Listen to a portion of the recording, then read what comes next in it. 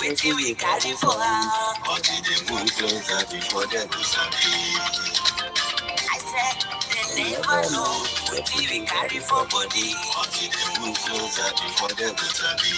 Ọ̀kìlọ̀ lọ́jà ẹyẹ ni wọ́n lórí lájú. Ìyẹn gbọ́dọ̀ bí àgọ́ ọgbẹ́jẹ̀ lẹ́nu. Àṣìṣe fún ilẹ̀ bàbá wa, àṣìṣe fún ìlú bàbá wa. Kájú mọ́ sọ̀wọ́pọ̀ kálẹ̀ Odùduwà ká. Odùduwà kò bá lè gbé wá.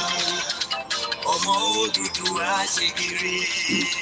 Ẹni dé fún ẹ̀tọ́ adúláwọ̀. Kálẹ̀ jọ jùmọ̀ dé. Ilẹ̀ ìlérí. Káwá lè gba ògo ilẹ̀ wa. Ká ṣiṣẹ́ kálẹ̀ jọ gbàdé. Kálẹ̀ gbàdé adé adúláwọ̀. Àwa ni ìmọ̀lẹ̀ tí yóò tàn káàkiri. Koikimedia, àwa là ń gbé tó lárugẹ. Ètò tó bójú wọ tí wọ́n mọ̀ ní. Kásá. Ẹgbẹ́ polówó ọjà wa kájé fún báyìí jẹ. Ètò tó bójú wọ tí wọ́n mọ̀ ní. À ń gbé tó lárugẹ, à ń kásá lárugẹ. Ètò tó bójú wọ tí wọ́n mọ̀ ní. Misinformation, ẹ máa rí gbọ́. Ọmọ Ìjẹ̀bú aláyọ̀ mi ló ní kí n máa ké tata. Koikimedia ọ̀rọ̀ lágbájúmọ̀ mi. Má bá ṣẹ̀rẹ̀ lọ. Ọmọ Yorùbá nìyẹn, ọmọ Yorùbá tata o. À ń gbádùn rẹ̀, ọmọ Ìjẹ̀bú ẹlẹ́rẹ̀ mi. Ṣé ìlọ máa fi dìbò ọ̀tẹ̀ mọ́lẹ̀ o? Ẹ̀yin lọmọ níbo máa dé. Ẹ̀yin lọmọ níbo máa wọ̀. Ibo máa wọ̀ kájọ́jì ò gbọ́dọ̀ wọ̀. Àjòjì tó bá wọ̀ bẹ́ẹ̀, á bẹ̀bẹ̀ ní bọ́ra. Ẹ̀yin lọmọ náwó orí ìbò tó dé. Ìgbà tó pọ̀ sí ro, Koikimedia, sáwà ní bàbá. Koikimedia, àwọn ní bàbá. Koikimedia, àwọn ní bàbá. Adánsọ́, àtúnbẹ̀rẹ̀ gidi. Koikimedia, àwọn ní bàbá. Àwa là ń gbé tó lárugẹ jẹ́ ká jọgbọ́. Koikimedia, àwọn ní bàbá. Àkọ́jà fẹ́tọ̀ ilẹ̀ wa, fẹ́tọ̀ ilẹ̀ Yorùbá. Koikimedia, àwọn ní bàbá. Ọmọ Olúwa ni wá o, tọkàntọkàn. Just a little music, I do have a we bring you closer to your doorstep. Afẹ́fẹ́ tó fẹ́ o tó kàn ní oko lára ni. Àpèrè gidi Olódùmarè ló fún wa sí. Gbogbo ayé ẹ̀gbọ́n, àwa ni bàbá o. Ẹ máa bọ̀ wáyé pé polówó ọjà yín wá o. Odùduwà alágbèéká ni òtítọ́ lágbèéká ni. Àgbésọ̀dálẹ̀, àgbésọ̀díkẹta. Àgùntàn, àgùnbèrè gẹ́gẹ́. Koikimedia, we bring you more closer to your doorstep. Koikimedia is around to give us the test. He's around to give us the test. Ladies and gentlemen, ẹ mú balẹ̀ sílẹ̀, ẹ tẹ́tí ẹ gbọ́ ètò tó gbọ́dọ̀ gbogbo. Ladies and gentlemen, ẹ mú balẹ̀ sílẹ̀, ẹ tẹ́tí ẹ gbọ́ ètò tó gbọ́dọ̀ gbogbo. Koikimedia is around. The weather is still bright. It's just 5 minutes past 8 p.m. Mo kí gbogbo wa pé àtúnkàbọ̀ sórí ìkànnì wa Koikimedia, bringing the world closer to your doorstep. Mo kí Ọba Elédùmarè tí ó ní wá tó dá ìran tó dá àmọ́ àti wà nínú problem, a dẹ̀ wà nínú danger. But our job is to make sure that we continue to allow many of us to know that we are all in danger. Regardless of wherever you are, whether you are in Nigeria, whether you are in Africa, wherever you are, we are all in danger. So it doesn't matter. Then to Allah abroad, you might not return back to your base, or you might be lucky to return back. Many Nigerians diaspora have traveled back home and they did not make it back to their base. As an example, 6 months ago, precisely today, our brother, a father, an uncle, a niece, a friend to many people here in UK, traveled to Ghana for a different event. Annually, afi lọ sílé, but ilé yẹn fúnra rẹ̀ ó ní a lot of obstacles. You might be 1 out of 10 tó máa lọ sílé tó ní padà, or you might be just one of those that went home and you will return back and then you will say Nigeria is good. So a brother left UK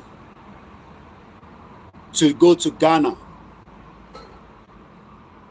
because, as usual, everyone has friends that has reason why we go and celebrate with them. But he never knew that that would be his last trip out of UK with a British passport. So sometimes you will then ask, our 24 years, 15 years to get a stay, 15 years, láti máa jà pẹ̀lú home office, ẹ fún wa níwèé, wàá gbàwé ọ̀hún tán, wàá wá ní kí n sáré lọ sí Africa, kí n kàn sáré lọ kí n padà dé, and you are likely not to return back. And that was what happened to a brother, an uncle, a friend, Kehinde Toluwalashe. May his soul continue to rest in peace. I was privileged to have known the mother in the struggle of the Yoruba nation, because the mother was a supporter of Yoruba nation, even though she was 3,000 miles away, like myself. Toba sọ fún grandma mo láǹfààní àti bá sọ̀rọ̀ even up to last week. Hey, grandma, ní ọdún mẹ́ta nísìn, ọmọ yín màmá lọ sí Africa, á gbàbẹ̀ lọ sí Nàìjíríà, kò dẹ̀ ní padà wá sí UK. Grandma lè ní, ṣé o lálàá ni ṣorí nínú ìran ni? Nínú Yorùbá nation mo kàn rò náà ni pé èèyàn lè lọlé kó má padà, but tó bá jẹ́ ẹni tó lẹ́mìí mímọ́ kò ní take it as an upset. Wàá kàn wò pé well, probability yẹn ó high gan, risk in Nigeria ó high gan. Nígbà tí grandma send a message pé ọmọ wọn wà nínú bomb blast tó ṣẹlẹ̀ ní 6 months ago ní January 16, 2024. I did not see it. I had a late night broadcast and I sent a forwarded message. Grandma was sent message sí mi pé mo send the message pé ọmọ mi jáde láyé. In tí wọ́n kàn fi ránṣẹ́ ni pé another message. Dùn mí lọ́kàn tó jẹ́ kó bá mi sọ sí, ó tẹ́ sọ sí. Mo bá pè wọ́n. Mo ní grandma, ẹ ṣọ́ pé tí mò ń kà yìí bó ṣe ṣẹlẹ̀ gangan nìyẹn. Wọ́n ní bomb blast tí gbogbo wa ń gbọ́rú ẹ̀ ní on the 16th By this time on the 16th, gbogbo ìlú Ìbàdàn ó ń mì jìgìjìgì. Fúlàní ti dé ni, ogun tí Koiki ń pariwo ti dé ni, kò tẹ̀ sẹ́ni tó mọbi tó fẹ́ yà sí. A kò ń gbọ́ gbòs gbàs, a kò ń gbọ́ gbù gbà. Ó wá di ọlọ́mọ mọ́mọ́mọ́. Grandma ní ọmọ bíbí inú àwọn ó wà nínú ìṣẹ̀lẹ̀ tí ó ń lọ lọ́wọ́lọ́wọ́ ní ìlú Ìbàdàn. Wọ́n ní grandma kí la ṣe máa ń ṣe léèsí báyìí. Grandma ní no. Wọ́n ní Ọlọ́run fi wọ́n àwọn ní pé káwọn má lọ Nàìjíríà pẹ̀lú ọmọ àwọn yẹn. Àwọn wá sọ fún pé sórí Nàìjíríà ta fẹ́ lọ ní àwọn fẹ́ lọ ní March. Máì tí jẹ́ ká rìnrìn àjò Nàìjíríà yẹn jẹ́ ká sì postpone ẹ̀ títí tí ọ̀nà máa fi clear. Ọmọ yẹn dẹ̀ gbọ́ sí màmá ẹ̀ lẹ́nu, wọ́n dẹ̀ parí ẹ̀ síbẹ̀. Ó wá náà fẹ́ lọ Ghana. Ṣẹ́dọ̀ mọ̀ pé Ghana ó yàtọ̀ sí Nàìjíríà. Distance yẹn is a complete different distance. Ó dẹ̀ dágbére fún màmá ẹ̀. Ó gbéra láti London. Òun àtàwọn ọ̀rẹ́ ẹ̀ wọ́n fly dé Ghana. Àyùnlé wá ń hùn pé jẹ́ ń tẹ̀ fẹsẹ̀ kan dé Nàìjíríà. Torí pé Nàìjíríà yẹn ìlú tíyàn máa rí àwọn ọmọ kéékèèké torí ọkùnrin lórí ọ̀rọ̀ obìnrin kò sí nǹkan tá a lè ṣe. Ẹlòmíì ó lè jẹ́ lórí oúnjẹ, ẹlòmíì ó kò lè fẹ́ lọ́wọ́ environment. Mo kàn ń sọ pé àpèjúwe mo ò ní nǹkan tọ́mọ yẹn lọ ṣe nìyẹn. Bọ̀ mo mọ tí ọkùnrin lè ṣe gẹ́gẹ́ bí ọkùnrin tèmi náà jẹ́. A lè sáré take one chance. A dẹ̀ lè wò pé jẹ́ má ṣe bẹ́ẹ̀. Ó wá gbéra láti Ghana. Ó wá wọkọ̀ ní, ó rìn ní distance yẹn ẹ̀yẹn calculate kí ni distance láti Ghana dé Nàìjíríà. Wá dé Èkó, ó wá pe màmá ẹ̀, ìyá tó bí ní tó gbé oṣù mẹ́sàn-án tó ṣe máa ń sọ. Ó wá pe mọ́mì ẹ̀ pé òun wà ní Lagos. Màmá ẹ̀ wá ń sọ fún pé ọmọ mi ṣe bí in tí mo sọ ni pé Ọlọ́run fi wọ̀n àwọn, kò ń ṣe pé Koiki ló sọ fáwọn, kò ń ṣe pé rìn àjò Yorùbá nation ló sọ fáwọn. Tá a bá ní gbogbo tí grandma ti ń gbọ́ pé ẹ má lọ Nàìjíríà o, ẹni bá dẹ̀ máa lọ. Àṣé ọmọ yẹn láníyàn kò fẹ́ lọ sílé. Ó wá ní grandma, ó ní mọ́mì ẹ̀, sorry not grandma, èmi lèmi pé wọ́n ní grandma, màmá tiẹ̀ lélẹ̀. Màmá yẹn ṣì wà láyé o, ó wà ní London o. Ó wá ní grandma, ó wá ní mọ́mì, how you doing, you alright? Ó ní Lagos ni mo wà. Mo lọ sí Ìbàdàn. Ìbàdàn ni wọ́n kọ́lé sí bí ọ̀pọ̀lọpọ̀ yín. Ẹ ti kọ́lé, ilé ò ṣe lọ. Ẹ máa tanra yín. Tó bá yá, ẹ máa ta ilé yẹn dànù. Ọ̀ kẹ́ máa pé ilé ò tí ṣe lọ fẹ̀yìn àgbàlagbà àtàwa kankan ká forget it. Wá invest sí Nàìjíríà. Mọ́mí ẹ̀ wá ní ṣé Lagos kò sí lára Nàìjíríà ni? Ó ní Lagos is safe. Kò sí kankan ní Lagos. Ẹ mọ̀ pé gbogbo àwọn àbájá máa ń nìyẹn. Lagos is safe. Okay. Bí màmá wọn ṣe gbọ́ bó ṣe break news yẹn, mo ì tí bí grandma lénìí. Bí a ti bá bí wọn tó bá ṣàlàyé fún mi, màá wá sọ lórí ètò. But n tí grandma sọ fún mi ni pé àwọn gbà fọ́lọ́run. Ọmọ wa lọ sí, ó ti wá kúrò l'Ékòó, ó ṣẹ̀ tún wá lọ Ìbàdàn. Ṣé rí ẹ máa sọ pé Koiki dey play, ẹ̀yin diaspora tẹni British passport, American passport, Canadian passport. Ìrìn àjò tó máa lọ tó ní padà, èmi ò ní sọ pé kó má rìn. But kò ń ṣòun ló máa kọ́kọ́ rìnrìn àjò yẹn. Ẹ̀gbọ́n mi Gbénga Owólabí, mo ṣe ń padà bọ̀ lọ́dọ̀ tí mo pọ́sì sí ni. Mr. Gbénga Owólabí ó gbéra láti Maryland. Ó ní òun ní investment ní Òṣogbo. Ó lòtẹ́ẹ̀lì, ó ní farm. Ó wá kúrò ní Maryland, ó ra ticket, ó fowó rẹ̀ ra ticket. Ó wá dé Lagos torí pé Ìbàdàn, Nàìjíríà, ó ti bà ayé gbogbo ilẹ̀ Yorùbá jẹ́. Kò sí international flight tó ń land sí ìlú Ìbàdàn. Wà á kọ́kọ́ dé Lagos kó tó wá rìn, kó tó wá wọ mọ́tò ni, ó máa gbé kẹ̀kẹ́ ni, ó máa gbé bicycle ni. Kọ́lọ̀ má jẹ́ kí o kọ́kọ́ kú kó tó dé Ìbàdàn yẹn torí pé Lagos Ìbàdàn expressway yẹn ìyẹn máa ń mú ẹ̀jẹ̀ àwọn èèyàn. Tó bá wá lọ tó padà, ìwọ wà lára àwọn tó safe ni. Ọ̀rọ̀ mi ò yẹ nísìn. Máa sọ pé dey play. torí ó níbi tí mo sì fẹ́ lọ bọ̀ mo ì tí débẹ̀. Now Mr. Gbenga Owólabí wá dé Òṣogbo, ìjọ tó dé Òṣogbo lọ kidnap ẹ̀. Wọ́n wá kidnap òun nìkan, wọ́n tún wá sọ pé ìwọ nìkan kọ́ l'Americana tá máa kidnap, kódà wọ́n nídìí local náà, wọ́n kidnap Rachel Ọ̀pádélé. Ó mọ̀ pé ìwọ obìnrin tó ń wò mí nísìn, ó sọ pé shut up, Lagos ó safe, gbogbo ẹ̀ safe, no problem. Wọ́n wá kidnap Rachel Ọ̀pádélé, wọ́n kó àwọn méjèèjì, wọ́n kó wọn wọnú igbó. Èèyàn rò pé bọ́n ṣe kó wọn wọnú igbó yẹn, àwọn sójà tó máa, àwa sójà kékeré gẹ́gẹ́gẹ́gẹ́ tó níbọn tó train tí Nàìjíríà fowó train, èèyàn rò pé wá wọlé lọ bá àwọn Boko Haram yẹn nínú igbó. Wọ́n pọ̀lọpọ̀lọpọ̀ ní kílẹ̀ sọ ìnana àwọn onírú àwọn ọ̀bọ̀n tó gbé dání sọ́wọ́, sójà lẹ máa pè, sójà ní àwọn èèyàn wa ló wà ń bẹ̀, a lè wọlé lọ pa wọ́n. Ó di méjì, wọ́n wá ní ọ́díò kan jáde, kódà wọ́n tún fẹ́ yí mọ́ fámìlì àwọn bàbá mi, àwọn tó àti di fámìlì, wọ́n ti gbà mí bí fámìlì wọn, àwọn Mr. Gbenga Owólabí. Ìyàwó àtàwọn ọmọ wà l'Amẹ́ríkà o, wọ́n wá ti kidnap bàbá sí Nàìjíríà. Ó wá di bó lọ yá mi, àdúrà, àfà, babaláwo, wòlíì, gbogbo ẹ̀ wọ́n bẹ̀rẹ̀ sí ń sà. Wọ́n ní tó bá jẹ́ owó lẹ́fẹ́, á fún yín lówó, ẹ bá wa release èèyàn wa kẹgbowó. Àwọn yẹn ní a máa ń release lóòótọ́, àmọ́ a lè pààyàn. Lóòótọ́ wọ́n máa pa Mr. Gbenga Owólabí bèrè. Wọ́n pa Rachel Ọ̀pádélé.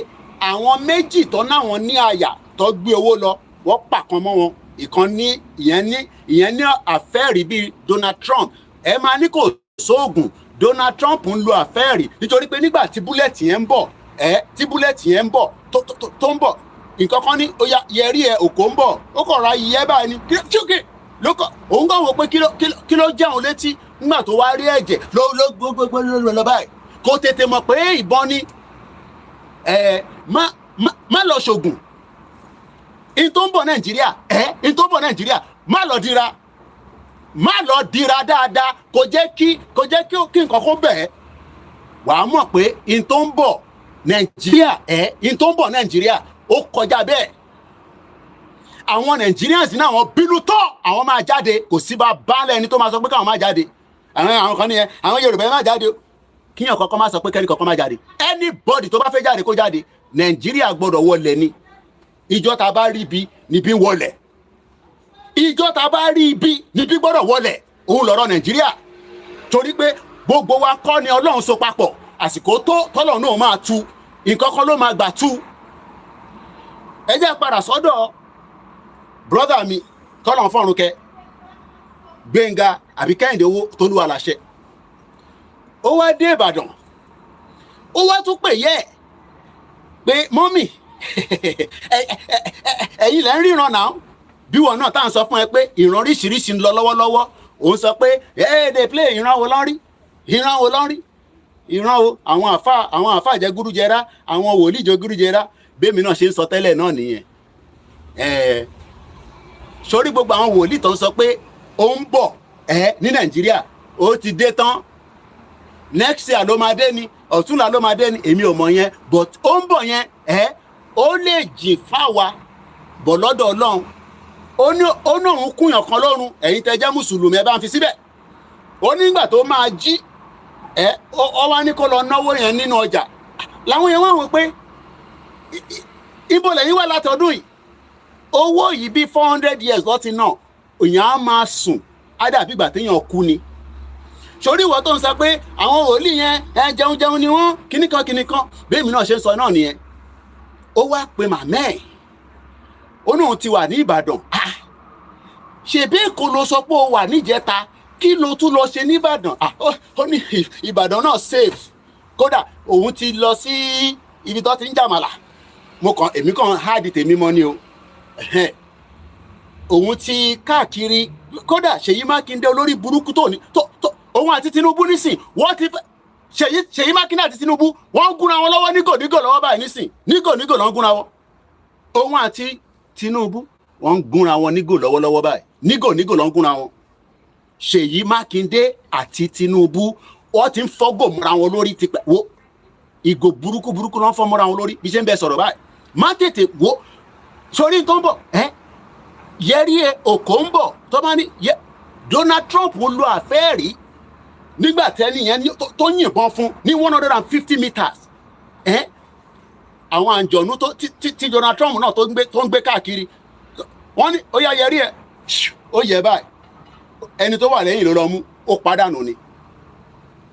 pàdánù ni màmá ẹ̀ wá ní ọmọ mi má sọ fún mi pé ó wà ní Ìbàdàn ó ní mọ́mì mo ṣe Ìbàdàn náà ni mo wà kò séwu ní Ìbàdàn kódà Ìbàdàn gan ló peaceful jù stupid idiot all over the place à ń sọ pé wàhálà ń bọ̀ wọ́n ní wọ́n máa níbì kan ló safe ibì kan kò sí problem inú abúlé nìkan ló ti ń pààyàn nígbà tó máa bọ́ǹbù Ìbàdàn ṣé inú abúlé náà ló ti bọ́ǹbẹ̀ today make it the 6th month tí wọ́n bọ́ǹbù Ìbàdàn bá ṣe ń bá yín sọ̀rọ̀ báyìí kò tí ì sẹ́nì kankan tó mú lọ sí prison kò tí ì sẹ́nì kankan tó arrest gbogbo tí ọkọ̀ sọ ni pé conclude confirm seal nothing anymore ẹ máa bá yé lọ àbí bẹ́ẹ̀ kọ́ no problem ó wá di on the 15th àwọn tó mọ̀ nígbà tí mo gbọ́ wọn ní ó pè wọ́n ní I will soon be back in London man I am breaking back my car to ìyẹn a máa dá láì mọ̀ pé kò sí kankan I will be back in London kódà àwọn tó jọ ní engagement ní the following few days tó kù engagement yẹn lọ àṣé àwọn Fúlàní náà báwa náà ṣe ń plan Fúlàní náà ń prepare pé ìwọ ìbíbà ló máa tán sí kábíyèsí Elédùmarè o kábíyèsí Elédùmarè kéèyàn fi British passport yẹ pé ẹlòmíì 30 years ni bàbá kan ní sẹ́wọ́n náà ti pé 50 years ní UK gbogbo alárí Ghana ó ní student lòun bá dé ìlú yìí wọ́n wá ní kò ní right láti wà nílùú yìí ó yẹ kó ti gba passport British passport lọ́mọ yẹn gbé travel bọ́ọ̀dì ẹ̀ lọ gbé padà wá sí UK bọ́ọ̀dì ẹ̀ lọ gbé padà wá sí UK bàbá mi ẹ̀gbọ́n mi Mr. Gbénga Owólabí ó fi American passport ó fi lọ Nàìjíríà Amẹ́ríkà ní tọ́ ẹ̀ bá rìlíìsì bọ́ọ̀dì ẹ̀ fáwọn àbá Nàìjíríà fa wàhálà àwọn Amẹ́ríkà ló wá dúró fáwọn àwọn ìlú tó dá ọmọ Nàìjíríà kú níta àmọ́ wá Àbíkẹ́dábírí ń bọ́ ló wà ó Àbíkẹ́dábírí o eré wa ìyá mi dáadáa ń bọ́ lẹ́ wà ó ọmọ Nàìjíríà kan ti kú sí Libya báwo la ṣe máa gbókò ẹ̀ padà wálé Amẹ́ríkà wá dúró fún àwọn fámìlì Owólabí wọ́n wá ní gbogbo tó máa cost kọ́ ṣí sí ọrùn Amẹ́ríkà nígbà tó jẹ́ pé àwọn ọmọ value citizen ìlú òfò tí gbogbo wa ní kájọ tọ́jú ìlú tó ń mújẹmújẹ ìlú tí security mo ṣì ń bọ̀ mo ti dé bẹ́ẹ̀ sójà mi nínú Nàìjíríà èmi náà ní wọ́n bẹ́ẹ̀ àjọ ń ṣiṣẹ́ ni pẹ̀lú Nigerian headquarters wọ́n ní Mr. Koiki terrorist pa ọmọ sójà kan bọ́ ọmọ Yorùbá ni ó bá wa kéde ẹ̀ síta torí pé sójà fẹ́ bò mọ́lẹ̀ wọ́n ló fẹ́ bò mọ́lẹ̀ ẹ jẹ́ ká má ti sọ̀rọ̀ jù torí pé àìtí fi ọ̀wọ̀ síbi tọ́wọ̀ wà àìrẹ̀ tí débi tá à ń lọ lórí ìrìn àjò yìí àmọ́ ó ń tẹ̀ díẹ̀díẹ̀ àwa sọ fún yín pé sẹ́ ọ̀rọ̀ Yorùbá nation ó ti kọjá tẹ́yìn sọ yẹn ẹ sọ fún Jagaban pé tó bá wùn kókó gbogbo security síta anybody tó bá jáde tí sójà bá pa ẹ̀wọ̀n ló máa kú sí a máa make sure pé a sìn dé prison ní ICC ibẹ̀ ló máa dákẹ́ sí bẹ́ẹ̀ ni mo sọ gbogbo àwọn ọmọ tó fẹ́ jáde tó pera wọn ní wọn Nàìjíríà ẹ jẹ́ kó jáde ẹ jẹ́ kí everybody kó jáde àmọ́ wọ́n tó bá rò pé wọ́n náà máa jáde pẹ̀lú wọn lọ dira lọ ṣògùn dáadáa oògùn tó má dẹ̀ bọ́bìnrin sùn má lọ ṣe jigijigi kankan mọ́ tásìkò yẹn bá ti ń tó jẹ́ kó refresh lára ẹ tó bá mọ̀ pé ò láyà jókòó sínú ilé ẹ máa wò lórí Koikimedia àṣẹ̀bọ̀ àìtí ìdè ni ẹja àkọ́kọ́ lọ play anthem wa mo kí gbogbo lélẹ̀ nǹkan sí gbọ́wọ́lé share button mo ti béèrè owó lọ́wọ́ ẹ gbọ́wọ́lé share button. orílẹ̀-èdè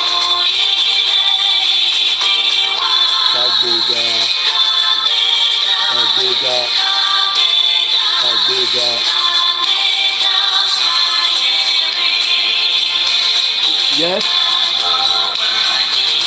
Not yet.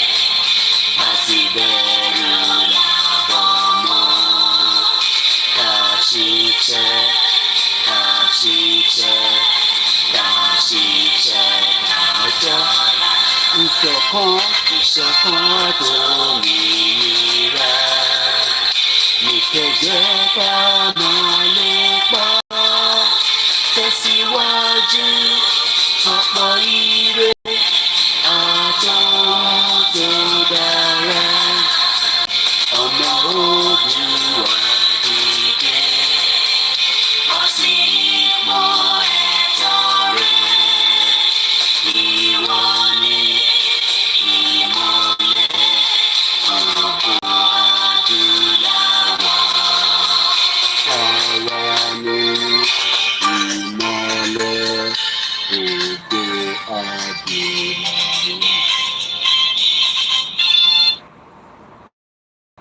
Báwo ni share button? Put a thumbs up.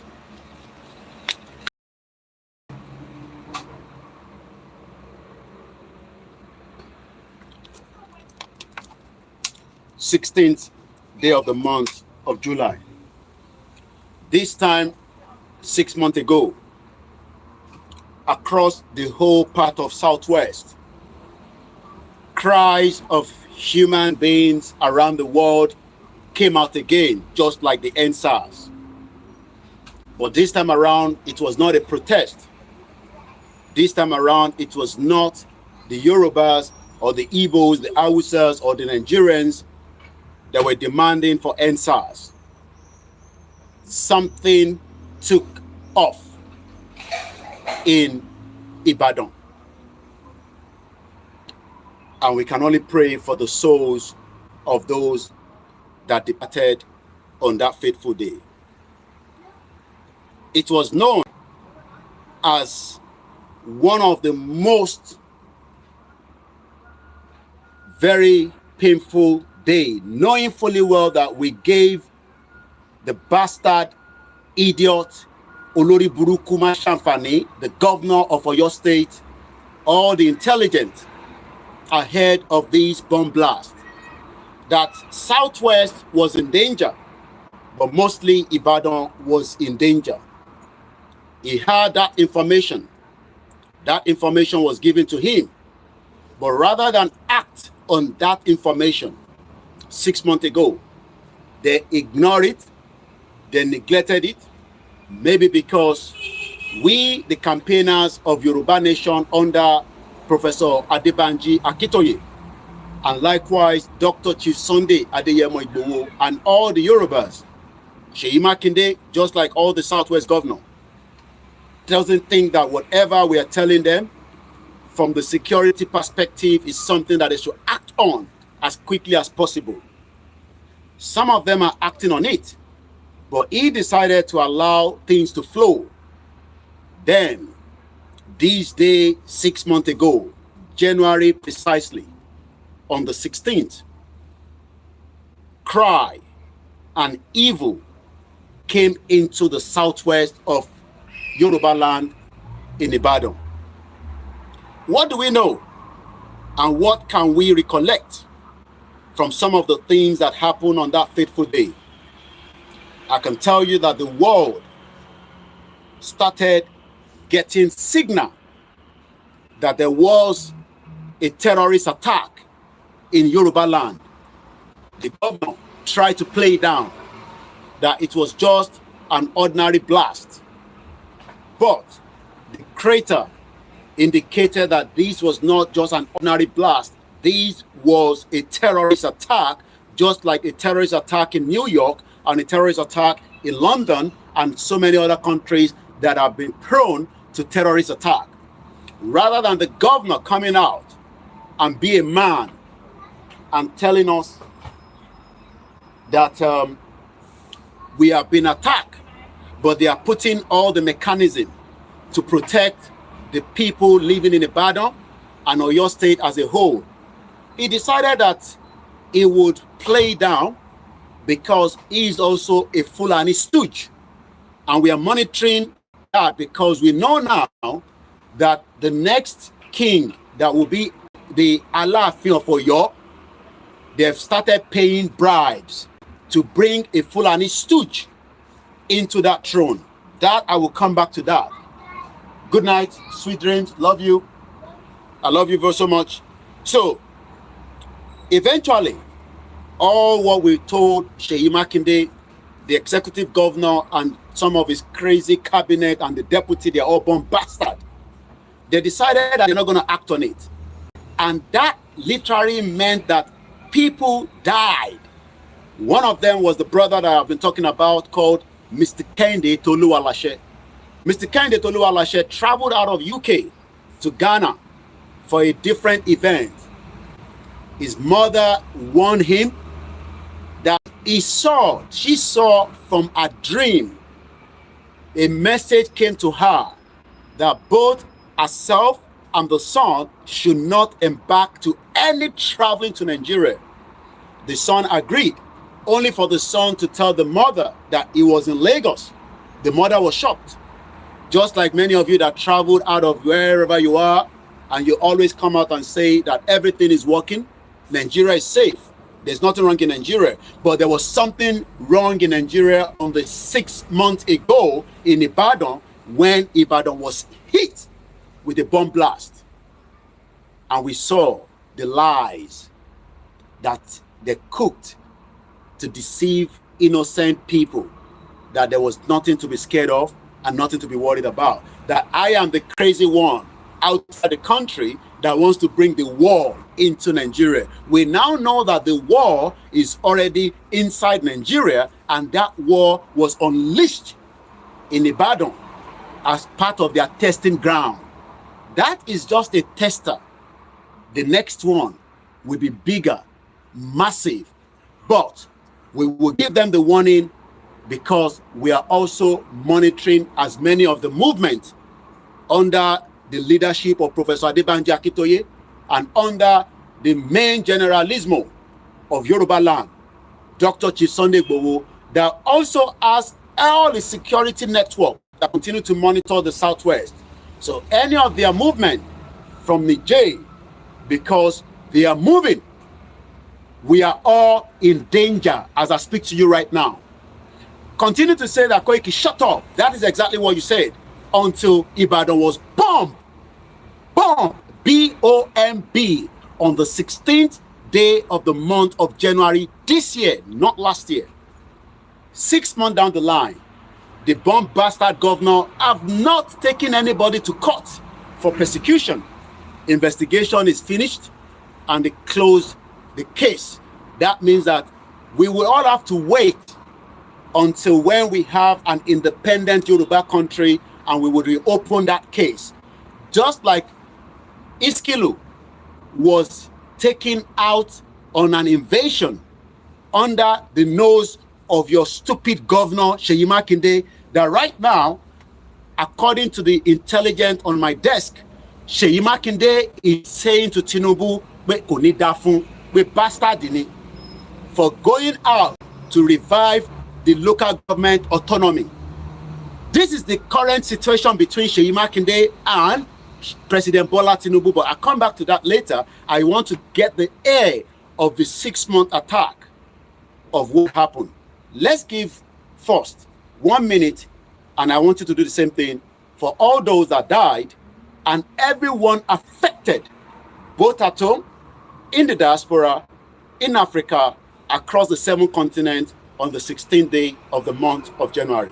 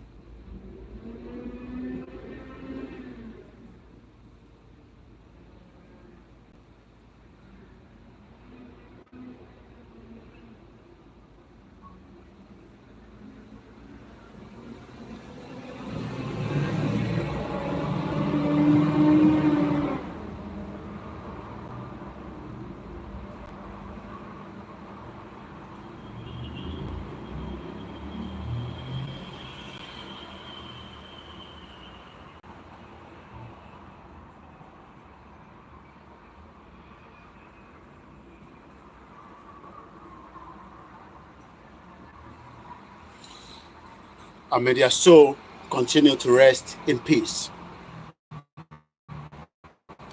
On the 16th, when the news started filtering out, we knew automatically that Ibadan has been targeted, just as we have said before that attack.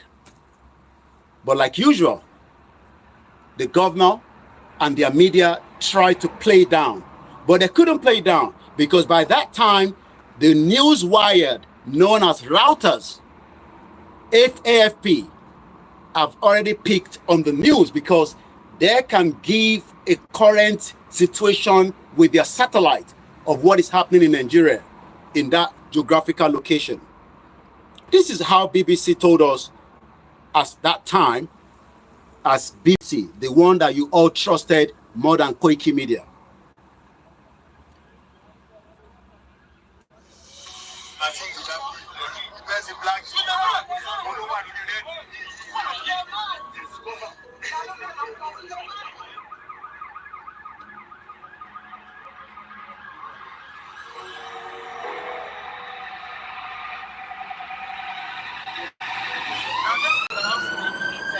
I just saw the POP ceiling and the roof and everything coming down on us.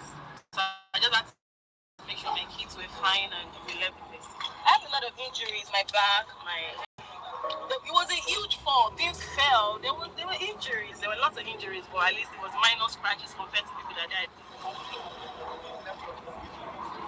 That is 6 months ago. Etigbagbe now. Most of you have forgotten. Well, if you haven't watched it before, you can just Google it. This is just to say to you, don't come and give it the impression as if, hey, bring it close to the camera. I don't have to bring it close to the camera. I can feel it, part of experimenting. Some of you, when you come on the program, you don't even have to hear what they are saying because go there and ask if anything has changed since 6 months ago. Now, that was the bomb explosive. This individual was living among us. He had a wife, not one, from what we heard. He had more than 5 wives, children, all living in a very suburb area that Yoruba people cannot live. When I look at the whole geographical of that area, some of you will never live in such area until you die, because it is not meant for people like you. It is meant for the eyebrow class elite Yoruba people, the one that have stolen or the one that haven't stolen, but they've worked hard, like our grandmother that wanted to relocate back to Nigeria in that area. But as God would have it, she has not relocated yet. She lost the property. She also lost a son on the 16th. And as many people we do not know, but they are all as important as anyone that traveled out of UK. Why am I reminding you today? Is so that we can tell you that we are all still in that red zone. Whether you are in Ibadan, whether you are anywhere, as of today, the 16th day of the month of July, the whole Yoruba land is in danger. Write it down and say that Koiki said so. There are multiple bombs that they still want to ignite.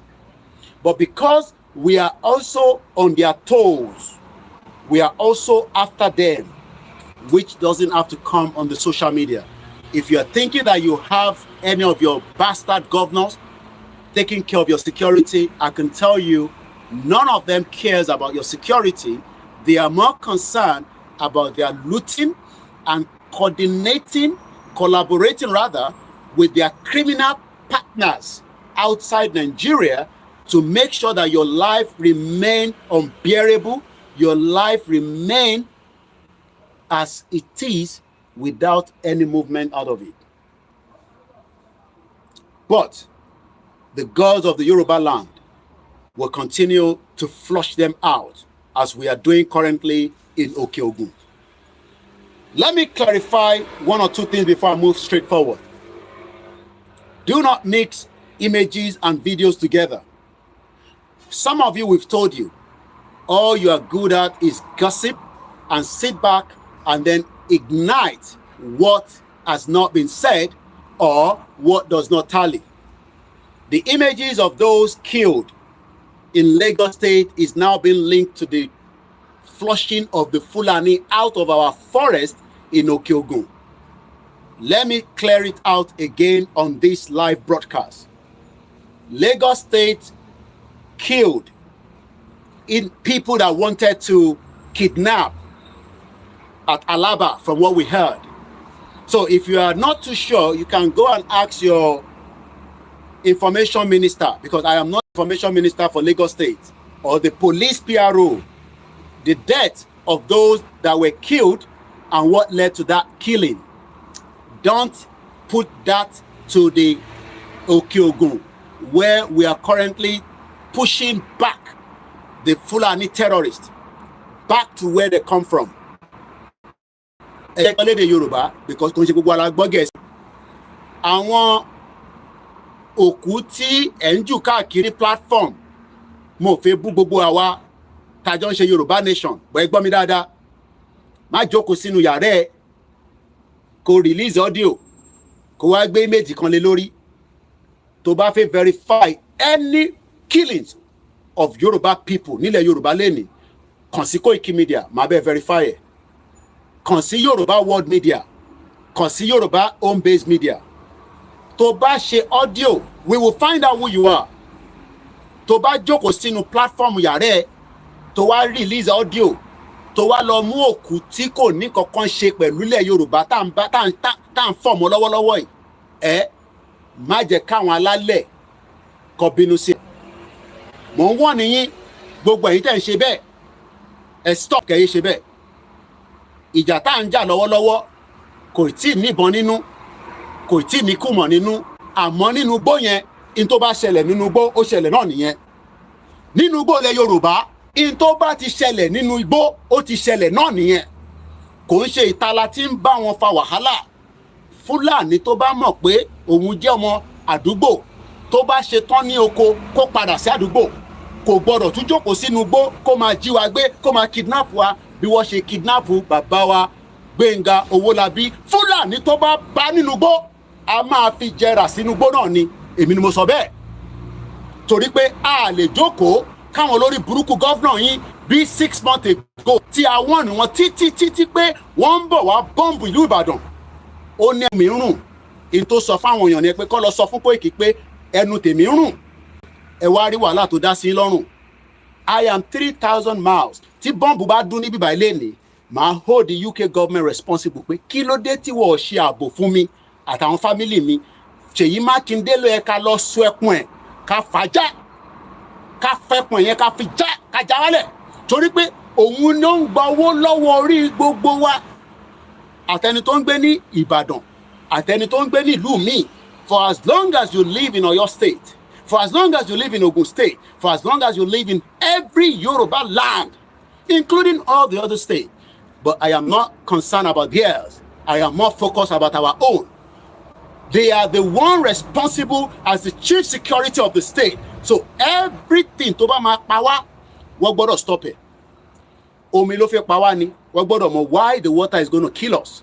As cholera is killing the Lagos State and they are finding a solution to it. Kí ló dé tí wọ́n find solution sí ọ̀rọ̀ àwọn ajínigbé apàyàn? Right now, Ṣèyí Mákindé and the rest of the governors, they are collecting budget called security budget. But ìyẹn ò dùn Ṣèyí Mákindé, ó wá ń sọ fún Tinubu pé kò ní dá fún Tinubu, pé ta ni Tinubu? Ṣèbóhùn lòun ní káwọn ọmọ Yorùbá dìbò fún Tinubu, ìbá sọ fún yín.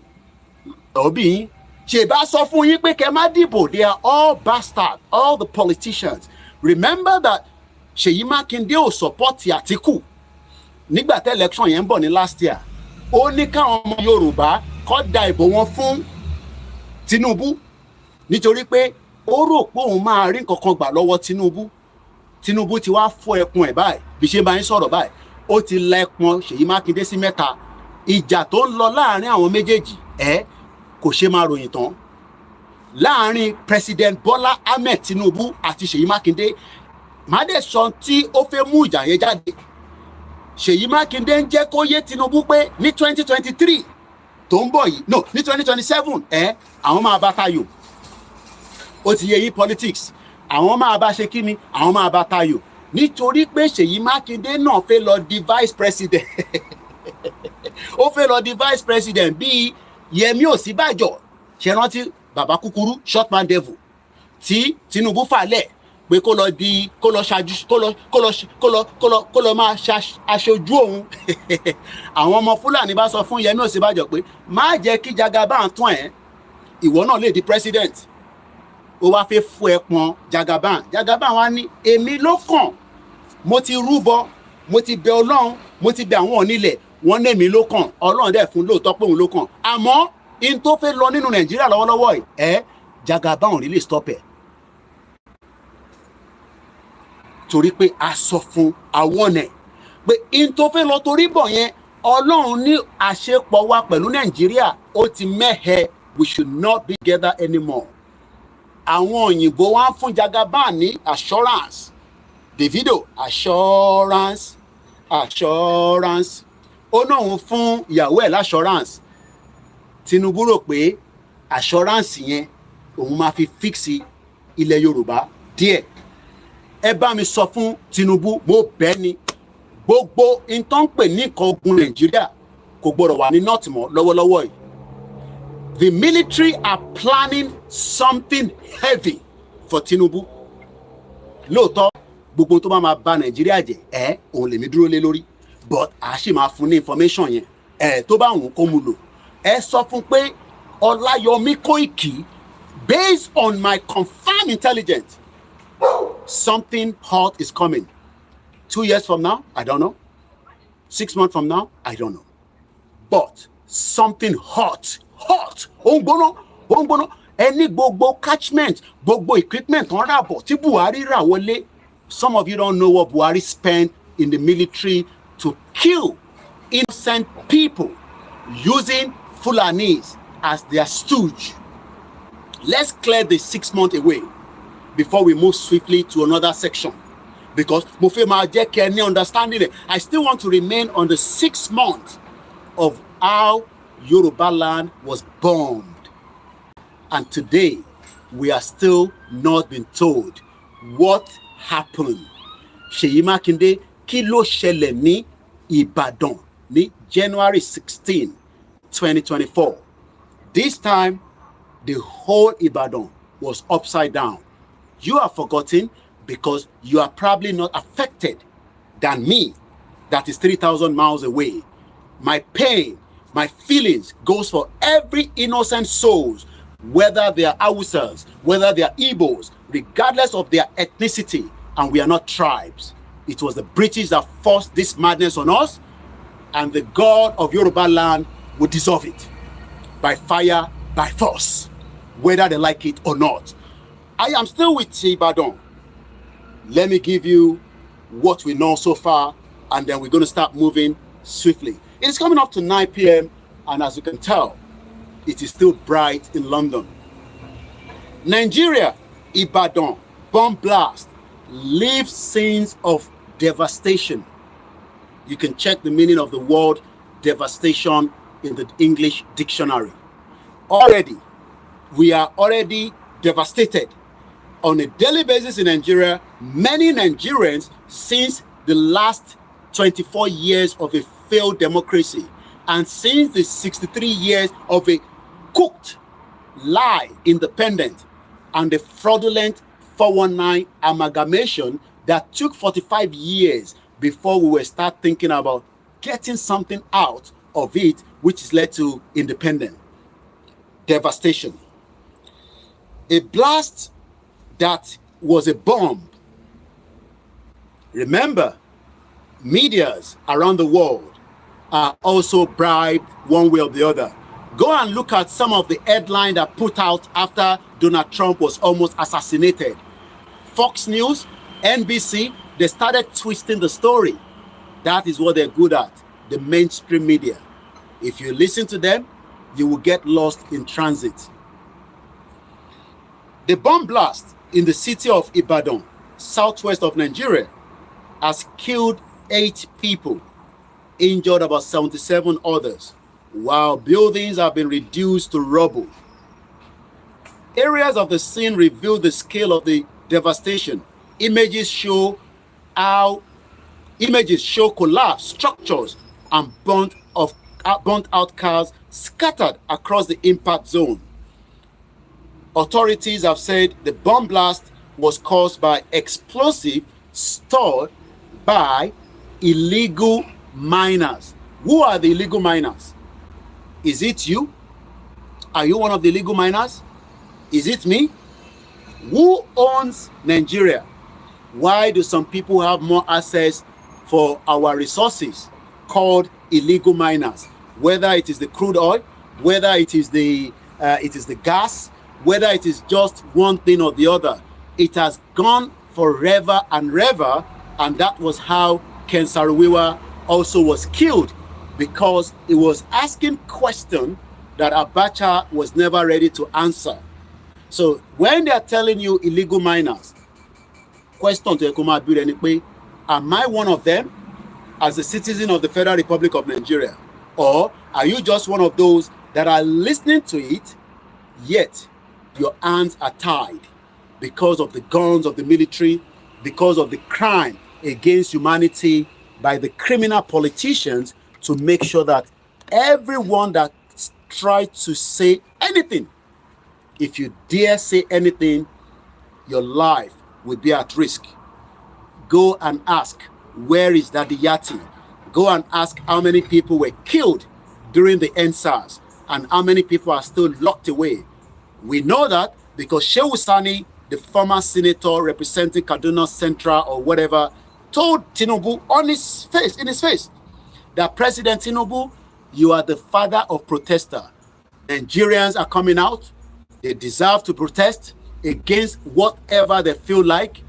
That will not stop those of us that are asking for Yoruba nation not to help you to say, if any one of you get killed, we will take Tinubu to the ICC, International Criminal Court, because Tinubu was the father of protesters.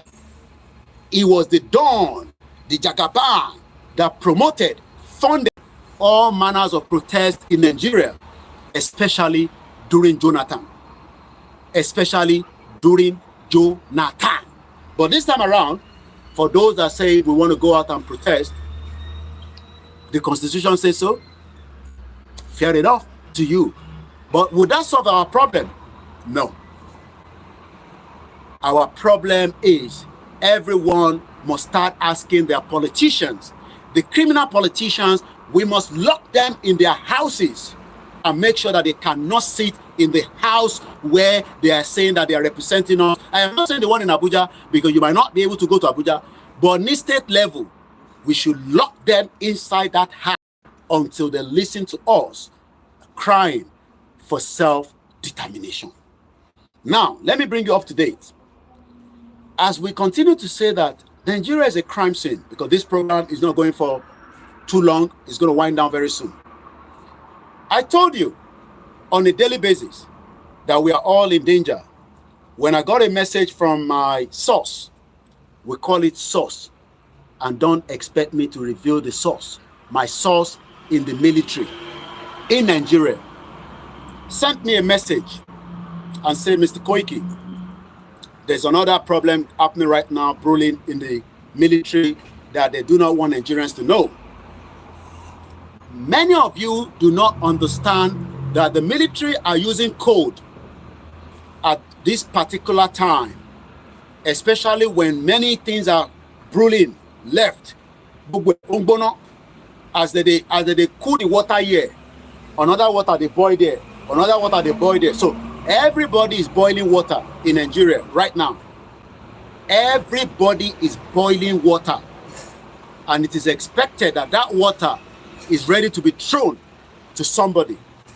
Who? I don't know. He said to me, Mr. Koiki, do you know that terrorists killed another Nigerian soldier? I said, but what is the difference? Plus the one that they've been killing every day. He says, no. This one is different.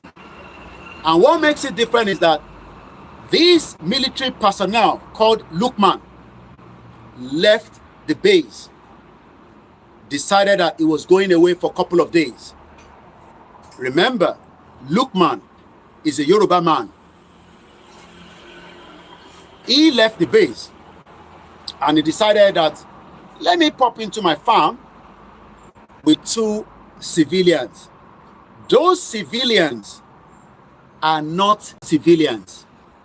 Go and see. I've translated it. Don't come and tell me, Koikimo Boyimbo. I've translated it to Yoruba, English. It came out in English from my source. Igbo, Hausa, and French. Go on my Twitter, known as X, or on any of our platforms, and you'll be able to read the details of what I'm telling you in summary. The military, Lagbaja, the chief of, is now saying that those 2 civilians that went with this Yoruba man to the farm, they are not ordinary civilians. They are the sleeper cells that I've told you so many times. Kilongwe in the sleeper cells. Sleeper cells are people that live within the community. They give birth. You are thinking that they are just the ordinary Nigerian citizen. But they are the sleeper cells that would end up killing or calling people, like we saw in Ibadan 6 months ago.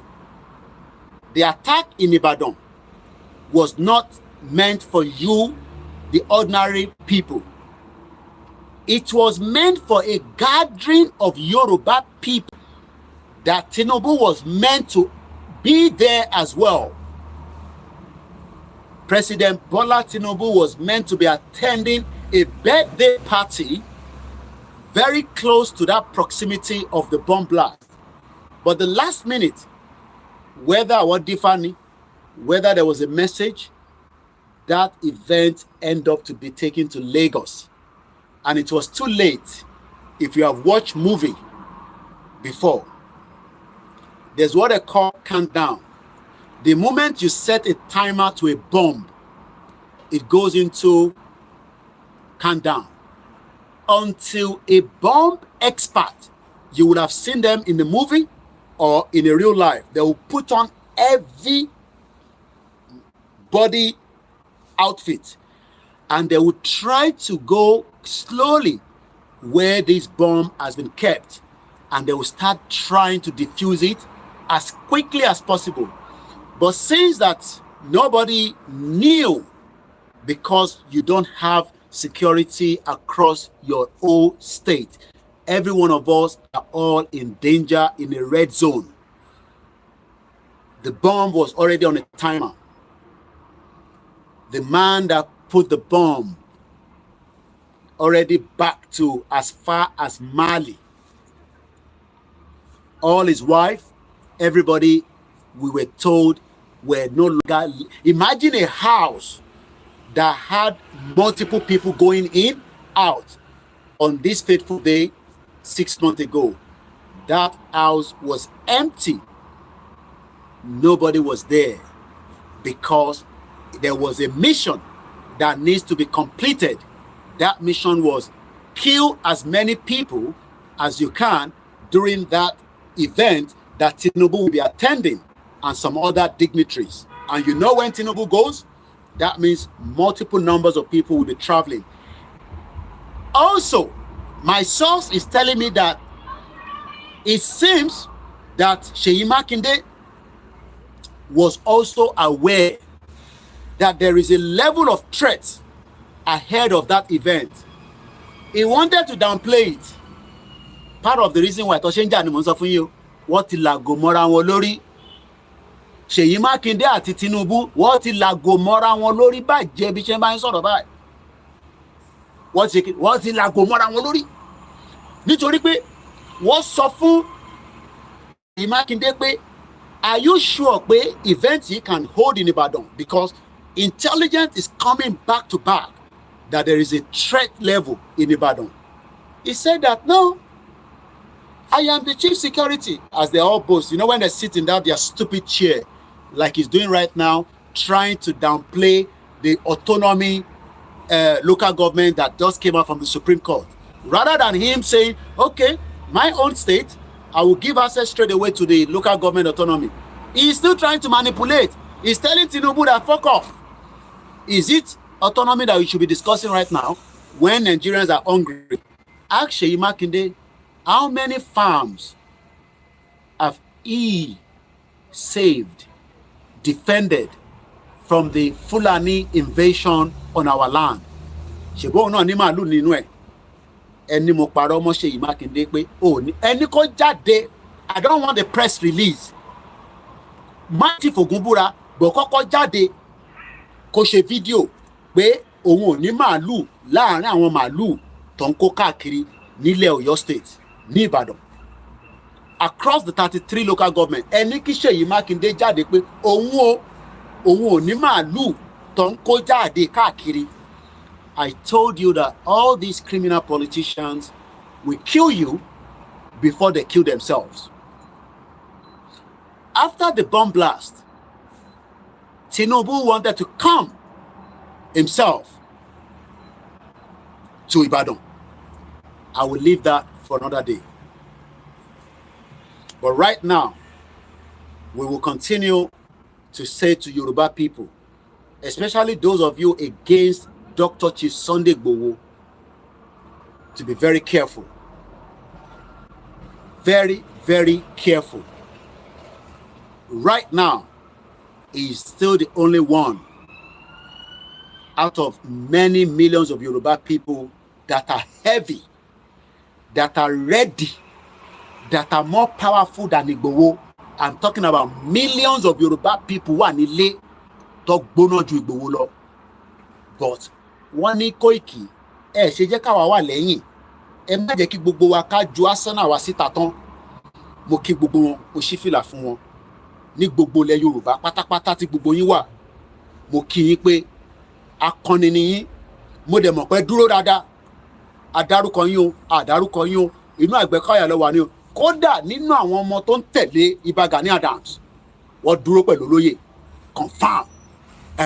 Ẹ má wá pè mí pé ẹ má yẹ káwọn ọmọ Gani Adams kó tẹ̀lé Ìgbòho. I am not interested in all that. Àwọn ọmọ Yorùbá tó náà wọ́n dúró dáadáa wà. Wọ́n ní láti rí Ìgbòho.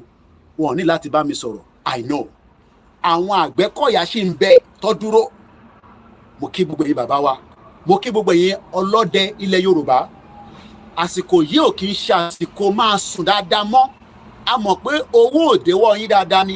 Torí pé tó bá jẹ́ pé àwọn governors wa wọ́n mọ ẹ̀tọ́, wọ́n mọ tó yẹ kó ṣe, tó jẹ́ kí ọlọ́dẹ máa ṣẹ̀ máa wa ọ̀kadà tó ṣẹ̀ máa push.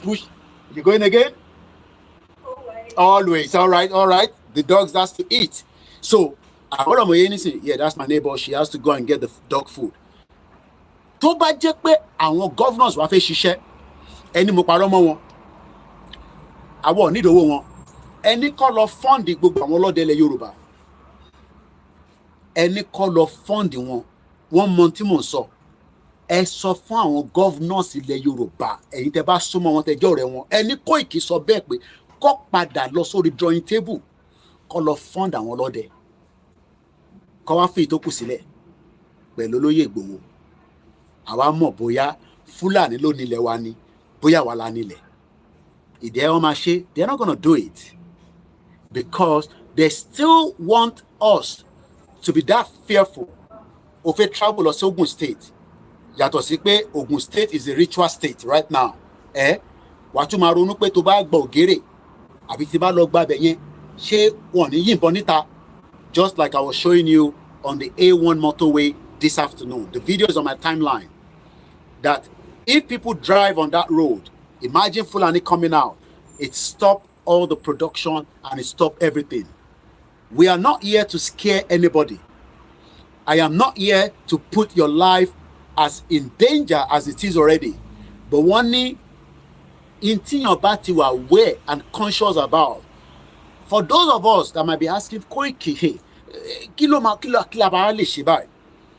there's what I called something in UK that I want us to take home as a takeout this evening. See it, say it, salted. The last part, they might not want to sort it out. But if you notice any slightest something right now in Yoruba land, you must quickly find the nearest person to say, Enini, when you are sending message with a picture or video, please, I beg us, put the date and the time so that the satellite definitely recording, every recording that we do, the moment you send it out, either that day or not, tó bá jẹ́ pé video tó kàn circulate, we have how to cross-check any video. I don't have to go into all the details. There are technology now that you can put into that video. It will give you the pinpoint of where that video was shot. I don't need a video of what happened 3 years ago. All those ones have been archived.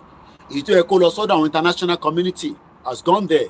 But right now, be vigilant. Don't trust anybody. One lorúkọ Yorùbá, one lorúkọ Igbo, one then lorúkọ ara wọn. Ìṣẹ̀lẹ̀ tó ṣẹlẹ̀, to complete this broadcast, of that Yoruba man that was murdered. The military source said to me that the military is saying right now that the figure tèmi rò tẹ́lẹ̀, I will not give the figure right now on the live show. Figure tèmi rò pé we have in current Yoruba land. I'm not talking about all Nigerians, because I'm not interested in all Nigerians, because every military has information about all the states. Ó ti ju number yẹn lọ. I thought that the number was a little bit low, only for me now to be told, Koiki, that number is high. Àwọn alálẹ̀ ò ní dúró, wọ́n ní fi wá sílẹ̀, wá dúró ti gbogbo wa. Jésù Kristo ní fi wá sílẹ̀. Ànábì Muhammad sallallahu alaihi wasallam kò ní fi wá sílẹ̀. Àmọ́ ẹ̀yin náà má fira yín sílẹ̀. Lóòótọ́, we are 3,000 miles away. Our heart boils every day. I spoke to Oloye Igboho more than 10 times today, back to back. He's still concerned about the security of Yoruba land. This pain of the insecurity nílẹ̀ Yorùbá lẹ́ni, òun ló wà nígbà yẹ. Tàbá drop, a tún pè mí padà. Over 10 times, gbogbo ta dẹ̀ sọ lẹ́ni was based on the security of Yoruba land. Mo kí gbogbo àwọn bàbá wa tó ń ṣiṣẹ́ nílé. Mo kí gbogbo ẹ̀yin tẹ́ ń ṣiṣẹ́ ní gbogbo ibi tẹ́ bá wà. Ẹ má wá gbàgbé.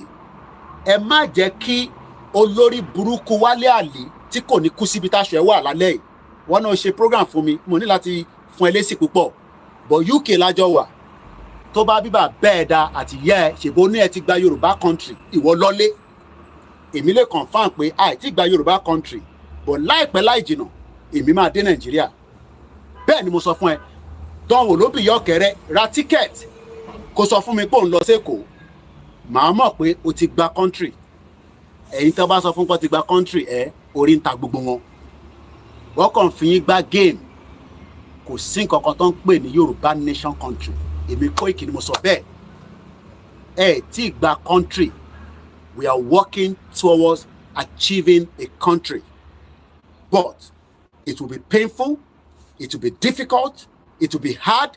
Negotiation máa wà níbẹ̀. But èmi ò ní sí níbi tó bá ti negotiate. Tó máa tún tàràn wa. I will come out and speak out straight away. Ní ṣe bí àwọn Afẹ́nifẹ́re tí wọ́n náà wọ́n ń ṣe restructure, àwọn ń ṣe regionalism, tó fi gbogbo wa ta ayò àkàlùkàlù.